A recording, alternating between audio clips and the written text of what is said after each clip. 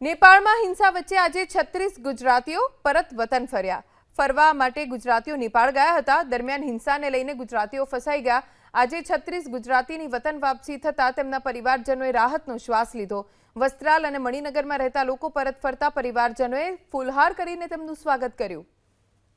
એ જ્યારે ફોન કરતા હતા અને મીડિયાવાળા સાથે સંપર્કમાં હતા ત્યારે બાળકો પણ રડતા હતા અને રડતા રડતા જે જોયું અમે અને એ તોફાન જોયા બેન, ખરેખર અમને એવું થયું હતું કે ખરેખર તોફાનની અંદર અમે માંડ અમે કહેવાય કે એ બચીને આવ્યા હોય, કારણ કે તોફાની ટોળાઓને ભાન ન હોય ક્યારે શું કરે।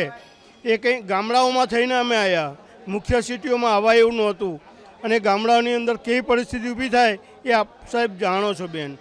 અમે જે પોખરાની અંદર અમારી હોટેલ હતી એનાથી સપોઝ 250 મીટર દૂર આ વસ્તુ અમે લાઈવ જોઈ, કારણ કે એટલું બધું સળગતું હતું જેટલી અત્યારે આપણે અમદાવાદમાં કે ગુજરાતમાં ક્યાંય જોયું જ નથી આ વસ્તુ। હકીકતમાં ઇન્ડિયા આખું ફર્યા છીએ પણ ફર્સ્ટ ટાઈમ આવો અનુભવ અમને થયો છે। એમનો માહોલ એટલે ટેન્શનમાં જ આવી ગયા હતા, નીકળીશું કે નહીં નીકળીએ। ત્યાંથી હાર્દિક પટેલનો બી ફોન આવ્યો કે તમને તકલીફ હોય તો આ નંબર મોકલીએ છીએ, ત્યાં કોન્ટેક્ટમાં રહેજો ગવર્મેન્ટના અને તમારું કામ થઈ જશે એમ। અને લાઇટો બી બધી જતી રહી હતી, પેલા પાવર હાઉસ એ લોકોએ ઉડાડી માર્યું હતું।